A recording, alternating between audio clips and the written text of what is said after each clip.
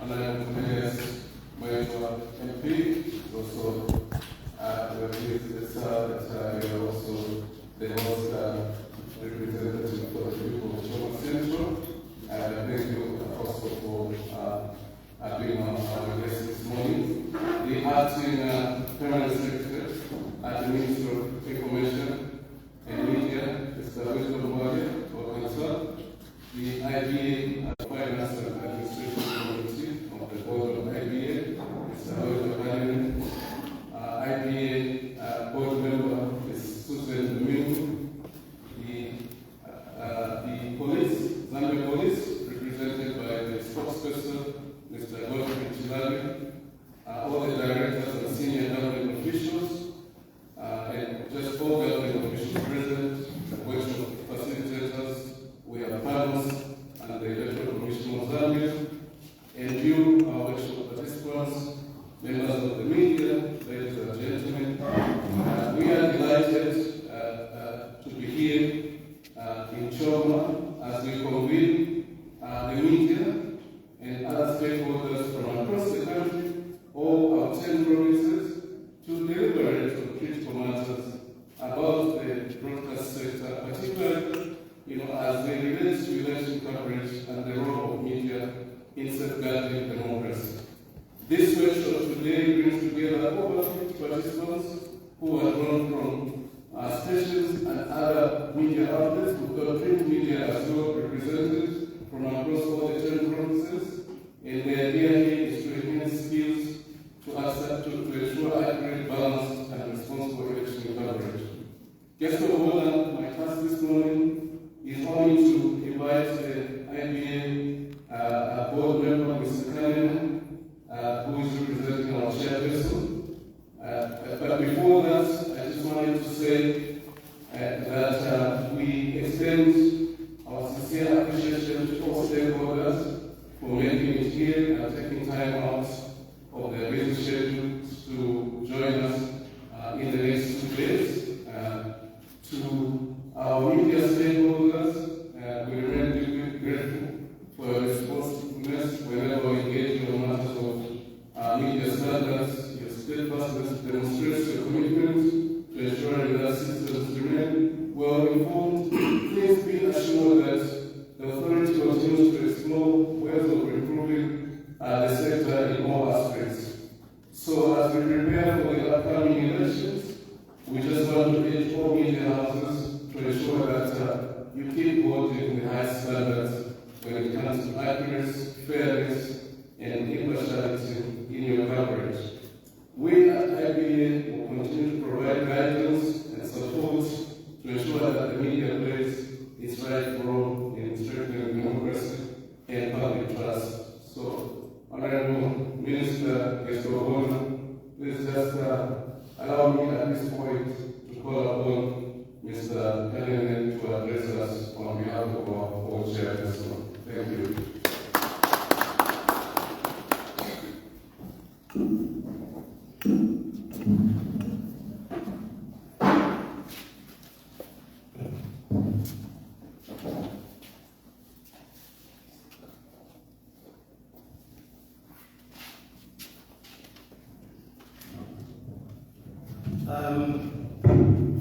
Good morning, everybody. Good morning. Good morning. Guest of honor, the Minister of Information and Media, and the Chief Government Spokesperson, Mr. Cornelius Member, MP, the Acting Permanent Secretary, Information and Media, Mr. Wisdom Wale, board member, President,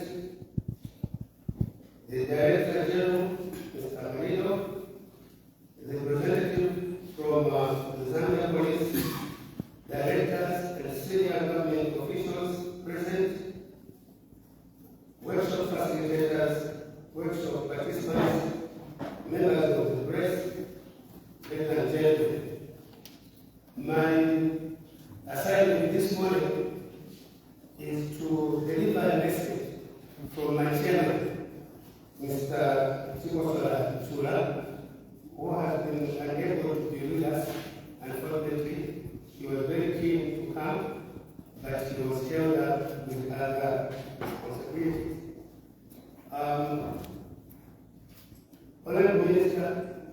Before I read out the message that has come from the chair, I just want to say, as a journalist, that this is a very exciting moment to be present here with so many colleagues on a topic without which our elections cannot ever be said to be free and fair.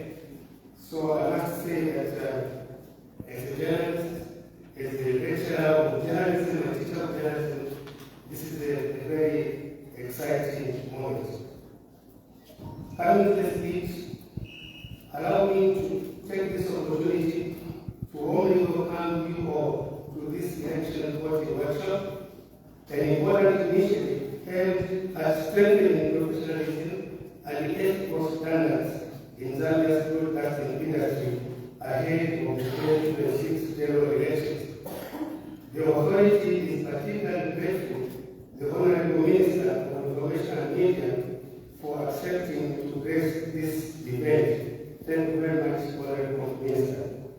Guest of honor, ladies and gentlemen, the media plays an important role in shaping public opinion and fostering trust in the electoral process. It is for this reason that the authority has prioritized this capacity building workshop ahead of the August 2026 elections to equip broadcasters with skills and the ethical ground, past experience and feedback from the public. Through our monitoring of broadcast content, we have identified gaps that we think could be addressed through workshops like this one. In this way, this workshop is set to do the following. Number one, to enhance broadcasters' understanding of journalism ethics in election coverage. Number two, to strengthen skills in moderating live debates and phone-in programs.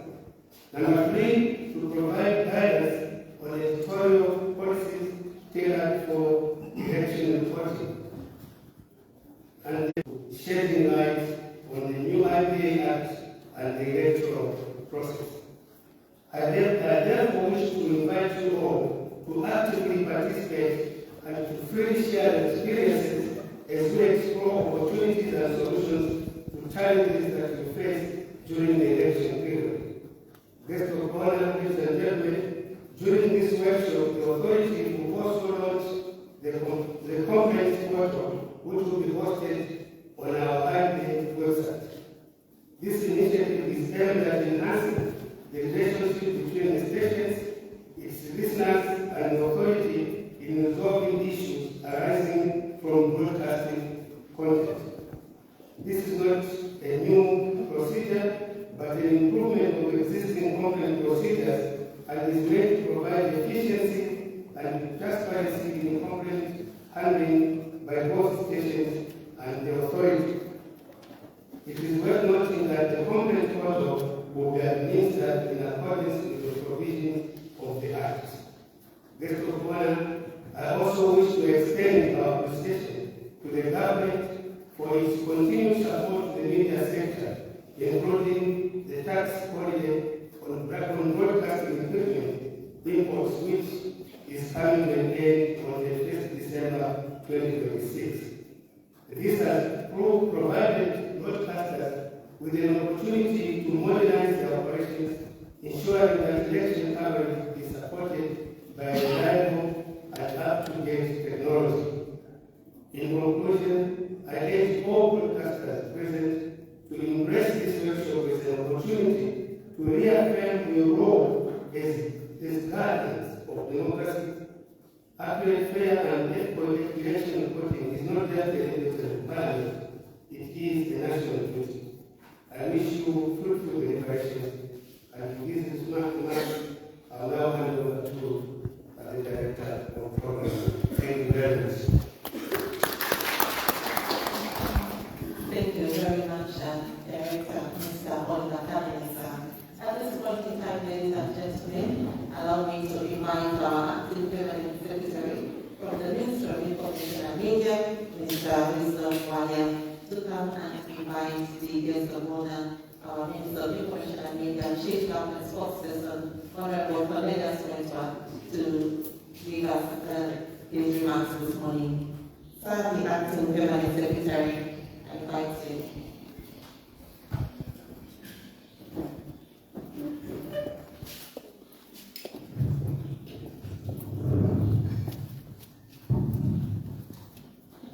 The Honorable Minister, the Chairperson, the leadership, probably let me just say good morning everyone. It's quite an exciting day to be here. And Honorable Minister, I'm not new to this scenario. You recall that I ran my race in the local government sector, where for years I happen to have been a district electoral officer. So the business that is being discussed here is not new. And I'm simply saying I'm very excited that I was part of this process. Learning does not end. Every day we learn new things. So even as I'm here with my minister, I'll be very expectant and I'll be looking forward also to picking one or two issues that will help us, I think, as we gravitate towards August 2013, which we know that this is a very, very important period. The Honorable Minister allowed me us to say one or two things, especially the importance of having a very objective media. We have picked one or two issues from the former lecturer, I believe, who has spoken to issues of, I think, being objective. It's very important that we pay attention to what will be delivered as we run through this process. Honorable Minister, much as I'm sitting and cabinet, but I think I'm looking forward of yourself and the emphasis in ensuring that I think it's always important that we are fashion in letting out information to the masses out there. Because the moment you do otherwise, you create a problem. So our role is that we should realize that the country, the masses out there, will be relying on us to ensure that the information that we turn out there is factual and helpful to the people and the country at large. We should never be excited and create things that are not there. We have experts that are going to help us in this process. So it's important that we are very, very attentive and pick out the important lessons that will be delivered by the experts that are here for us. Honorable Minister, you have given me the opportunity, but I will not misuse the opportunity. Let me at this stage, because I know we have 2 days to go, where I still speak to the masses. At this stage, allow me, Honorable Minister, to call upon you to come and speak to us. Thank you.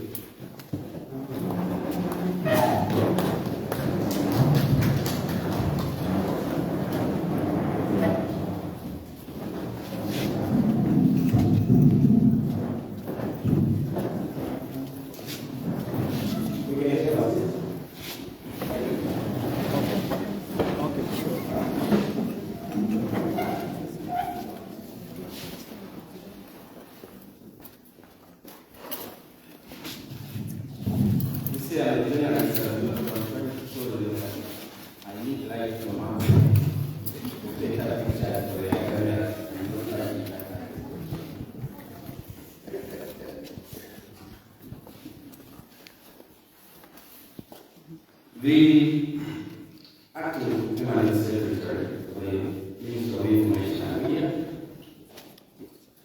Mr. Wisdom, right?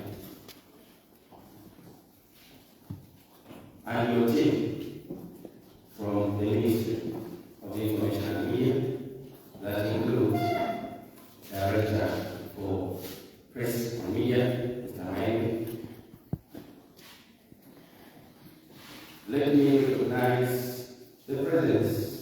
as represented by and for the provincial administration staff in the province,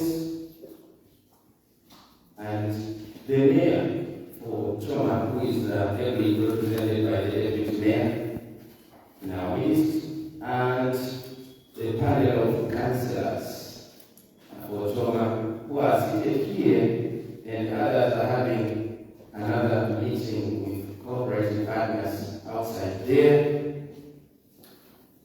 Let me recognize the presence of the Director General for IBA, somebody who has addressed us, and allow me retrospectively that I should recognize the board chair as represented Mr. Gani. Thank you for the kind words and for making it this function that you have organized. Let me also recognize the very important and valuable workshop facilitators in our midst, the participants, the media personnel who are here. We normally at every function refer to you as the press, ladies and gentlemen. Good morning. Good morning. Morning. Yeah, it is a great honor and privilege to officiate at this election reporting capacity building workshop being held here in Choma. I wish to commend the Independent Broadcasting Authority, IBA, and its partners for organizing this important event, which brings together broadcasting stations from across the country to strengthen their capacity in ethical, professional, and responsible election reporting and coverage. And I'm reliably so informed that all the 10 provinces of this country are well represented here, with media houses from all the 10 provinces of this country here in Choma today. We are glad to receive you. I also recognize the valuable contribution of the cooperating partners such as Paris Institute of Southern Africa, whose expertise in fact-checking information, verification, and responsible journalism greatly enrich this workshop. This gathering builds on previous provincial level trainings, but it stands out for two reasons. One, it is being held at the national level. And secondly, it focuses specifically on the critical subject of election reporting. This reflects our collective commitment to ensuring that the media is well prepared to cover the 13th August 2026 presidential and general elections in a manner that promotes truth, fairness, peace, and national unity. The media's role in elections. The media plays a pivotal role in shaping public perception before, during, and after elections.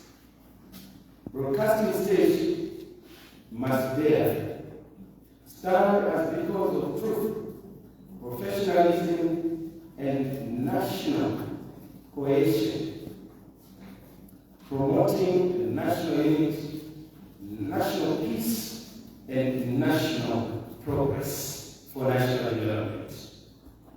As we head towards the August 13, 2026 general elections, I urge the media to uphold the highest standards of responsibility by avoiding unverified information, disinformation and misinformation, text speech, and inflammatory content.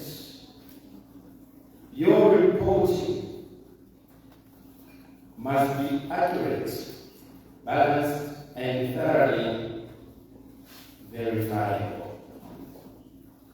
We are going into an election at a time when technology, and particularly AI, artificial intelligence, is taking center stage in rivaling human behavior and human conduct in terms of information dissemination. We therefore have an extra duty in this election to know that it is not just about us as media houses to represent accurately truth, facts, as they obtain from the ground, but that this is an opportunity to enemies of progress and those who are busy bodies on the cyberspace to infuse into this election, to infuse misinformation. We now are at a stage where AI-generated images can actually postulate to a non-attentive and innocent citizenry information which in fact is not true, but maybe to a greater extent presented as reality. This is but part of the enormity of the task that we do have in this election. We are not just up against each other as political participants or up against each other, the media reporting the truth and those reporting falsehoods, but also that social media, particularly AI, is on standby to make the way of genuine media extremely difficult. Let me also now indicate that relevant going forward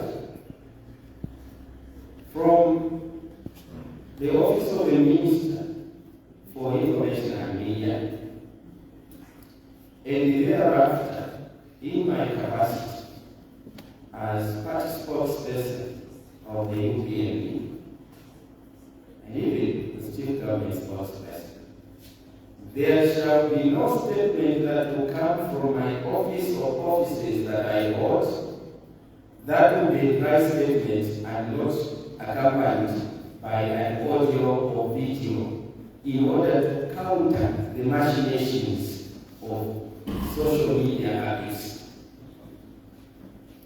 Only recently, there has been circulation of statements attributed to my office where we are saying we are gathering certain statements relating to the former president's funeral to be released.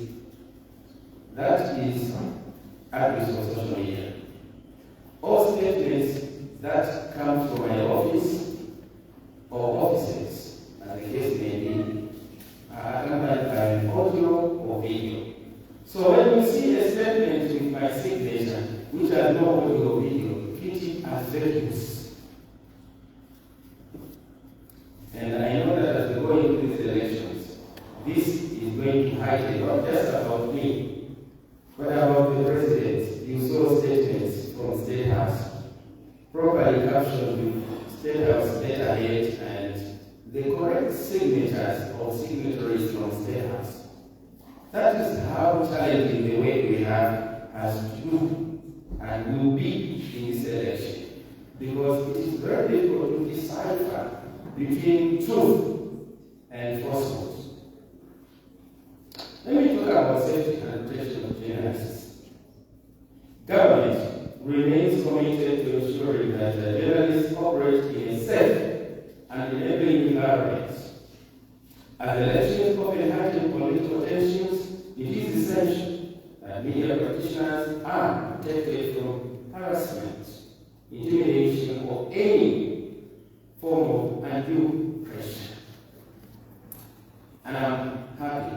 the last 1.5 years of President Chagayete, the media have enjoyed unfettered freedom.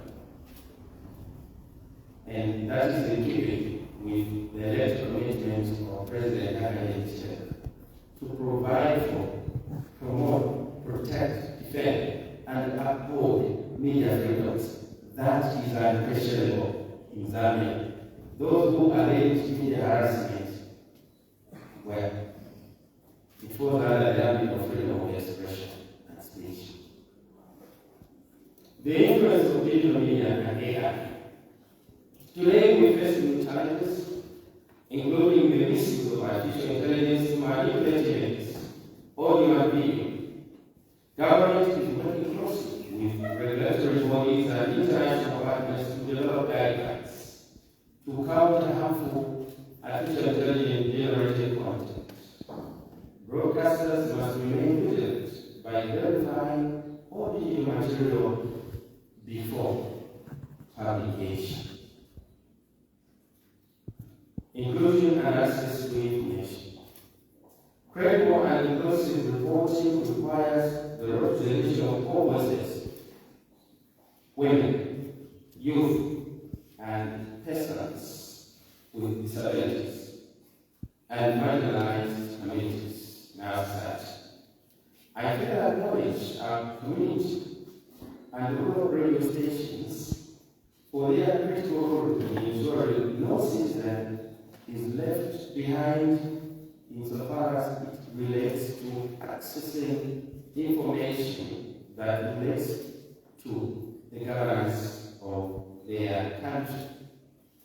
I also want to take this opportunity to thank community radio stations and commercial radio stations and TV stations and newspapers, including online publications, for the role you have played in the last 1.5 years in the promotion of the programs of government, particularly two most important flagship career programs of development for President Choma, namely free education, or also known as it is, universal access to education, and CDF. Without the media, these programs may not have been that appreciated by the citizens as now it stands. So we thank you and we want you to continue on this trajectory. Those programs are not meant for the UPND government. They are meant for the citizens of this country, and media at the fourth state. It is our responsibility to ensure that the right things being done for citizens should be known by all in Zambia. Regulatory framework and media reforms. Government has continued supporting reforms aimed at strengthening the broadcasting sector. These efforts resulted in the enactment of the Independent Broadcasting Authority Act No. 25 of 2025 and the Zambia Broadcasting Corporation Act No. 6 of 2025. These laws modernize the broadcasting environment and support digital migration and innovation. And I am glad that there is my sincere hope that this workshop will dedicate part of its time to delve into these amendments so that they are appreciated by the journalists who shape the way society perceive issues.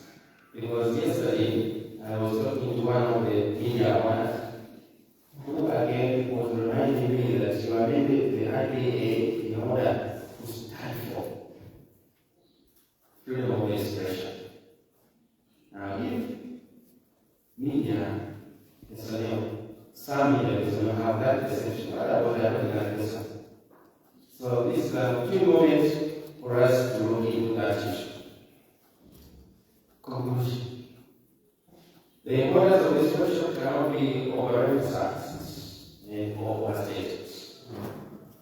As broadcasters, as media, you are custodians of truth during elections, before, during, and after elections. Your reporting shapes public perception and strengthens national unity and national peace.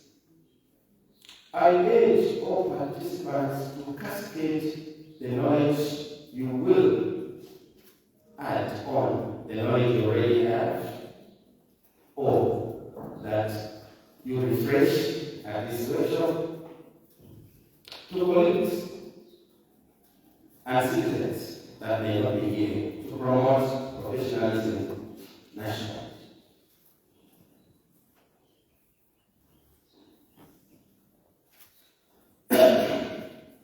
Let me take this opportunity as I wind up in haste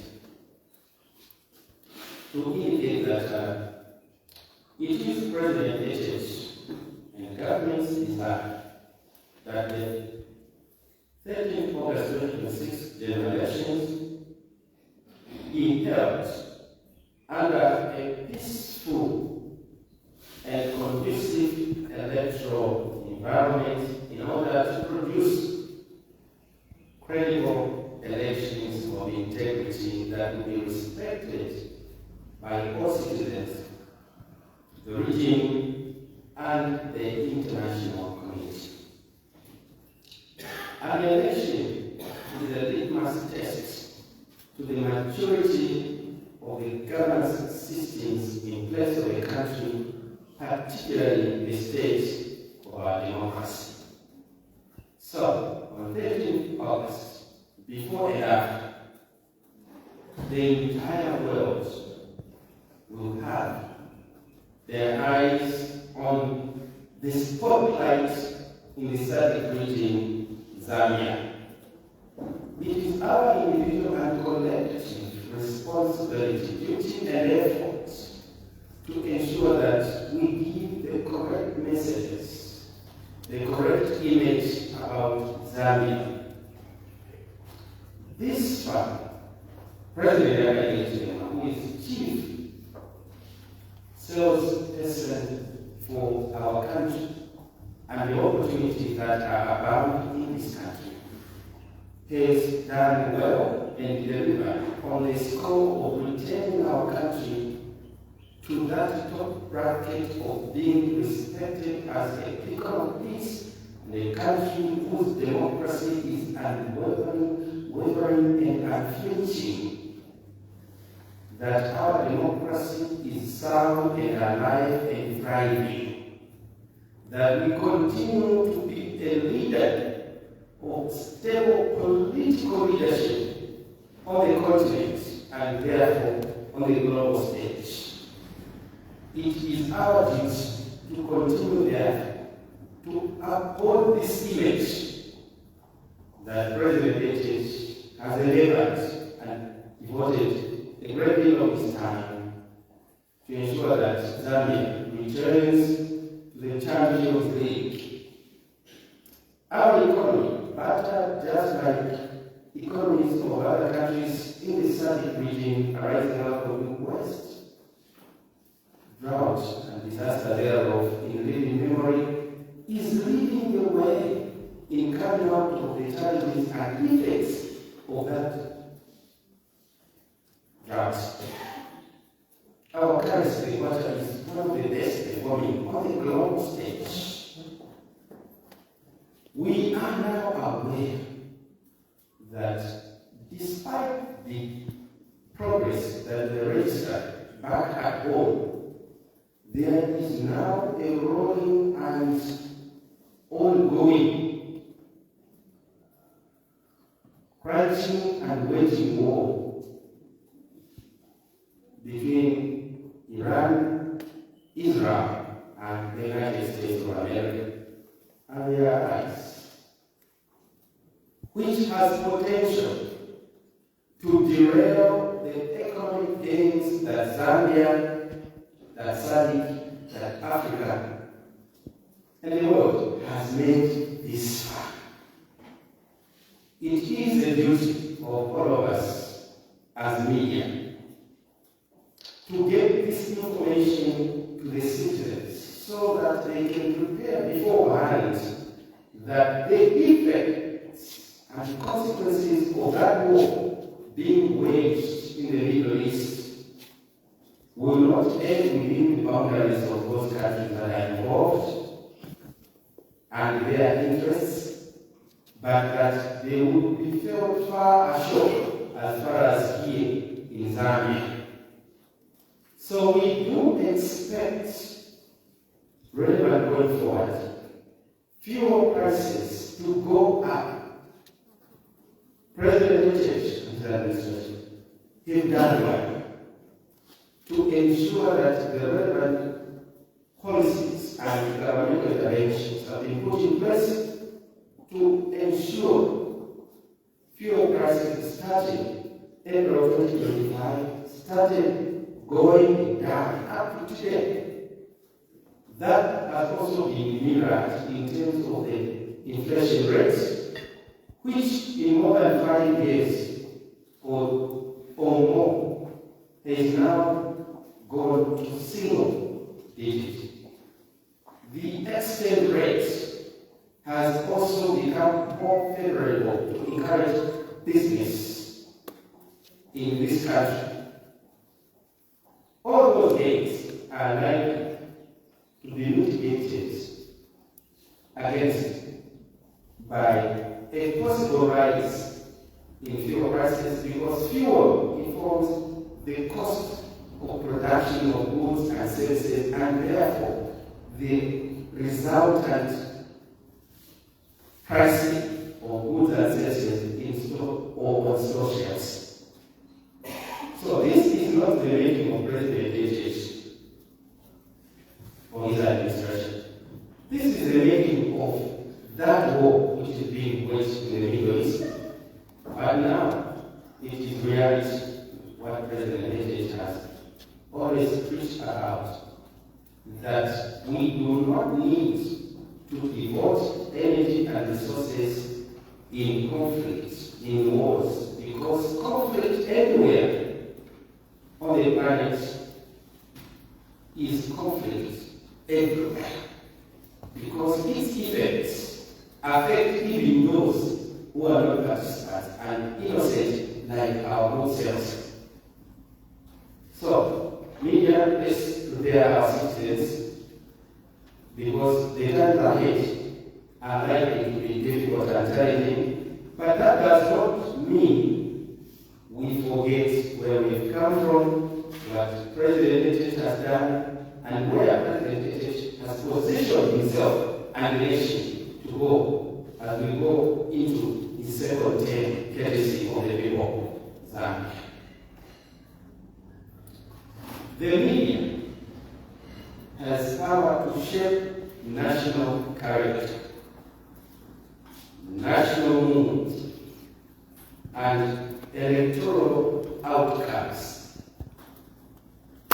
The media has power to set the stage and mood of a nation and its people and how they relate to one another, particularly in terms of political engagement. The media can promote coexistence and one to tolerate another even when the two hold divergent views to one another and or enjoy different political preferences. The media has power which is so huge that it can build or destroy a democracy. The media has power so humongous, so huge, it can build or destroy a nation and its fabric of unity and peace if abused.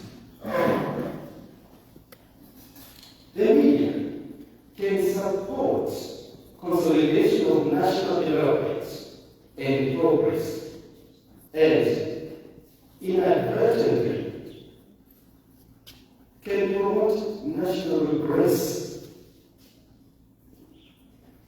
The media can promote a genuine fight against corruption to preserve natural resources to go to needy areas for the right beneficiaries. Or the media can be used as a conduit, if abused, to protect corrupt individuals. Corrupt individuals have so much money that they are able to sponsor media houses. They are able to sponsor editorial teams. They are able to sponsor journalists to report favorably in their favor and in defense of the corrupt, at the detriment of the masses who do not have the money which they store. It is our responsibility. It is your responsibility to choose which side you want posterity to account you of. We are aware of media houses that are always having screaming headlines in defense of the corrupt under the guise of political persecution. It is your choice. But use the media power to the advantage of the majority citizens, not a few. The media has so much power that it can promote national unity, peace, and progress, and not pander to the whims and caprices and promotion of sectarian interests that are represented in small isolated clubs such as political parties and or any other entities. Yours, ours, should be to promote national interests.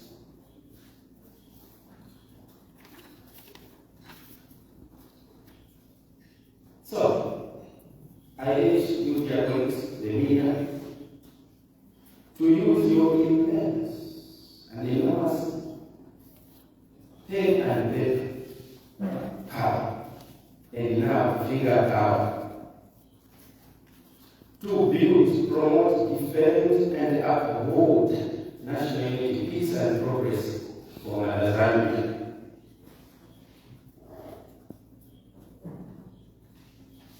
Let me also indicate here that President Church remains your ardent supporter and always an evergreen friend of the media. As you go about reporting on the elections 2026 before and during, please, it is your task to take us political leaders to task of what we say.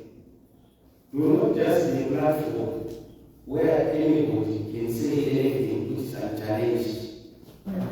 We as citizens take it that when a media house like Daily Nation, they are my friends, or Diggers Newspaper, they are my friends, or Must Newspaper, they are also my friends but lie a lot, or KPA, they are my friends, or ZNBC, Radio Phoenix, not FM. When you say something and say a particular person or political leader has said this, which is not factual, but to publish it, we take it that you are part of the scheme to misinform the nation. You are an accessory in conspiracy to misinform and disinform the nation. That's how we view you. No matter how much you think you are independent, that's our perception. So do the right things so that you have the right perception for you as well. I welcome you to Choma, and I look forward that you are going to have very fruitful today and tomorrow, and I'm reliably informed that today people have moved long distances from Northwestern, Wapula, Mchinga, it's very far distant places, but you have honored us with your presence here in this little town, Choma. So I'm informed that this will be a very involving exercise, and I want to promise that I will also be fully participating. After this, I'm just going for a funeral for 2 hours. I'll be back to participate 100%. And in honoring this gesture, that all journalists from across the country have come to Choma, these councillors for Choma, together with myself, are proposing a bride for you tomorrow night. Courtesy of President HH, who has given us one book from his HH funds, which is just by the door between just 7 kilometers from here. Yes, 10 kilometers. So us as the MP and councillors will just, maybe buy some access. So I do hereby declare this workshop on election reporting officially open.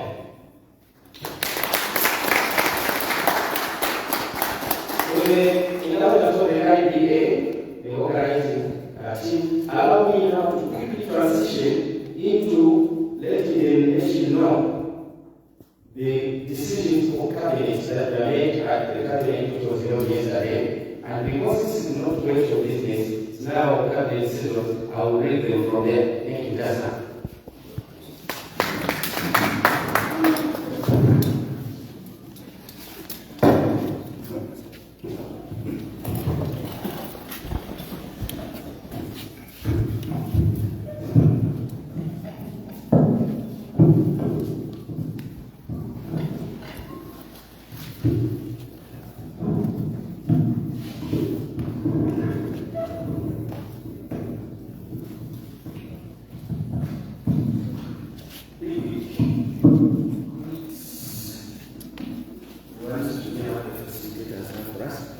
Now, the President of the Republic of Zambia called for the third cabinet meeting in the year 2026 at State House on Monday 16 March 2026 to deliberate on policy and legislative matters that should foster national economic development for the good of our people. Cabinet yesterday made the following resolutions and decisions. Number one, extension of business and operating hours. Cabinet approved to extend the business and operating hours to run for 24 hours for business houses in Zambia, markets and bus stations to run 24/7 without closure. The establishment of a 24-hour economy. The establishment of a 24-hour economy presents a transformative opportunity for the country to unlock new avenues of economic growth, employment and service delivery to our people. The expansion of business and operating hours for businesses is premised on the need to maximize productivity, enhance competitiveness, and create inclusive economic opportunities across all sectors of the economy. Cabinet indicated that going forward, there is need to see more supermarkets, ordinary markets, bus stations, and other business places to be operational 24 hours per day. The nation will recall that not too long ago, President HH and the President of Botswana entered an MOU that the Kazungura border will operate non-stop 24 hours. It is therefore imperative that what we commit to do at regional or continental or global level, we must lead by domesticating or applying the same even before we go to regional and international level. The nation should also know that cabinet delved into the idea of trucks carrying commerce, that is the goods and services,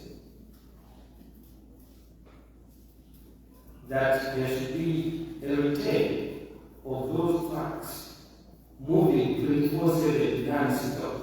Because when you stop trucks, you are stopping the motion of the economy. Now, get me clear on this one.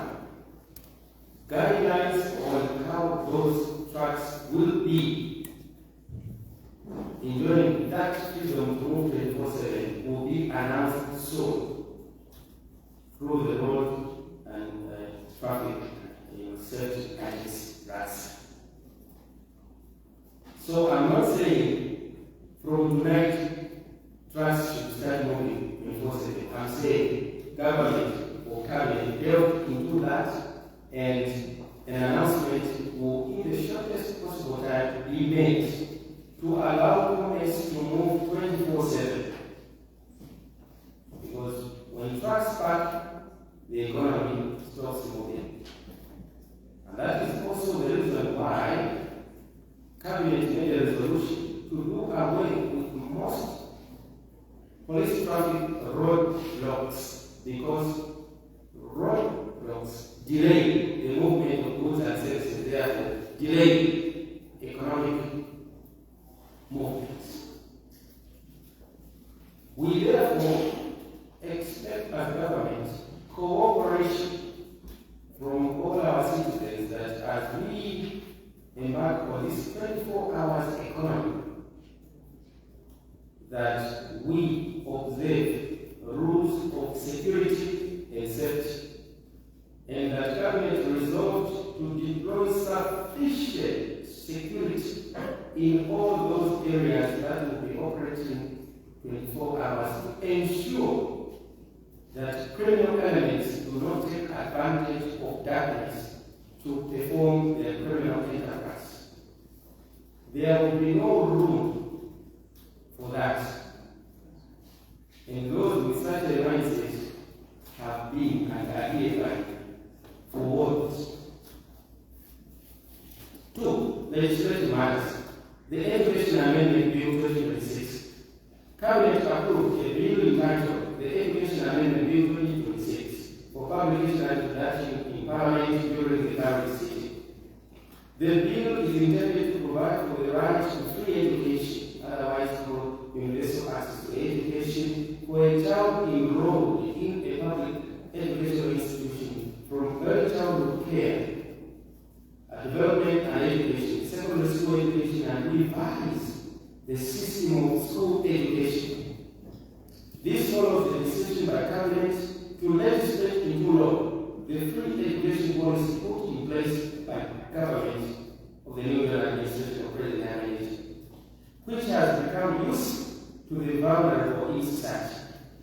With the implementation of this policy, already 2.6 million learners have returned to class at both primary and secondary school levels. The government is fully aware that free education is an economic and social right which may not be just social in terms of the Bill of Rights, but that its provision in the law allows citizens to know beforehand that their number one life inheritance, the greatest equalizer, is provided for by law, and therefore that relevant going forward, government and any party in government will have an obligation to provide for free education, and that if a misadventure or an inadvertent occurrence that a government whose political party does not believe in free education assumes office or leadership of this country, they will and shall not do away with free education willy-nilly, but that they will have to attend to the law. And through that process, it is held strongly and hoped that the citizens will be engaged and will have a say, hoping that this therefore provides a platform for free education to continue as a going concern the service provided by any government with the source to be in office to lead this great country. With free education, it is hoped, and it is the reality, that there will be no more junkies on the streets of our cities and towns. There will be reduced crime rates. With free education, there will be reduced aid towards the eradication of early marriages. With free education, there will be reduced and eradication of early pregnancies. With free education, there will be enhanced public health and household health assurance.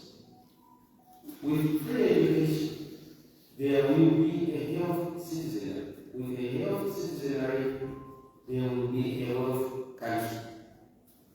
So, this is the commitment of President HH that free education will be legislated as law. B. The Parliamentary and Ministerial Code of Conduct Review Bill 2026. Cabinet approved the principle to the introduction of a bill in Parliament to review the Parliamentary and Ministerial Code of Conduct Act Chapter 16 of the laws of Zambia. The current Act has never been amended since its enactment in 1994 and consequently contains outdated and anachronistic provisions that do not reflect the current constitutional and governance framework and order. The current Act also lacks alignment with the modern legislative drafting standards and contains several legal and procedural gaps that hinder its effective application. The enactment of the bill is therefore expected to enhance integrity, transparency, and accountability in members of Parliament and, by extension, strengthen public confidence in the National Assembly as an institution paramount to the governance of this country. C. The National Assembly Powers Review Bill 2026. Cabinet approved in principle the introduction of a bill in Parliament to review the National Assembly Powers Act, Chapter 12 of the laws of Zambia. The bill aims to declare and define certain powers, privileges, and immunities of the National Assembly members and officers of the National Assembly, secure freedom of speech in the National Assembly, regulate admittance to the precincts of the National Assembly, and give protection to persons employed in the publication of the reports in other departments of the National Assembly. The current law was enacted in 1956 and was amended in 2016. However, the law no longer adequately supports the evolving needs of parliamentary governance. The proposed legislation is therefore expected to strengthen parliamentary integrity, promote procedural fairness, and safeguard the independence of the legislature in line with democratic principles. D. The resettlement mandate bill 2026, media colleagues can look at that. E. Amendment of various pieces of legislation and appointment of members of boards and commitment and committees, the media, in example that. 3. Ratification ratification of the revised African Maritime Charter 2010. Again, the media can cherry pick what is relevant to the application for the protocol to the African Charter on Human and People Rights on the rights of citizens to social protection and social security.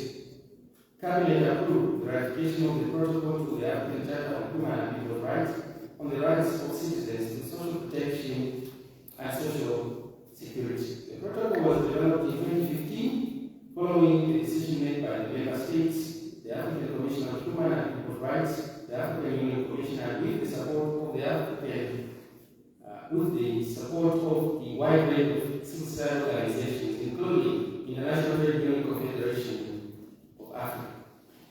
Zambia has not yet ratified the protocol. Therefore, ratifying the protocol signifies a profound commitment by the country to uphold and prioritize fundamental human rights, foster international cooperation, and adhere to common standards concerning social protection and social security. Posting of the 8th board meeting of the 5 of responding to loss and damage. The media, again, terrific. Expansion of university education. In winding up debate for the day, Cabinet agreed that in line with the promise by President Kennedy for government to build a university in northwestern province, this gesture shall be extended to 5 other provinces of eastern, Luapula, northern, southern, and western provinces who presently have no public universities. Cabinet expressed the need to establish public universities in these provinces as a way to ensure that citizens in these provinces are able to access university education within their provinces. Cabinet stressed that education remains the greatest social and economic equalizer in one's life. Cabinet also resolved that relevant going forward, all public university infrastructure that are under construction should be with expedition and dispatch be completed, after which relevant education-related funding should be directed to the construction of new universities in these provinces that do not have public universities or universities. The Cabinet also took cognizance of the need to engage the private sector in the construction of universities across the nation in a public-private partnership arrangement, which this far has already produced resounding tangible results and progress. These were the resolutions of Cabinet at the 3rd meeting of Cabinet held yesterday, Monday, 16th of March 2026, presided over by Head of State President Kennedy. The nation is well informed, and the great Lord bless Mother Zambia. Thank you.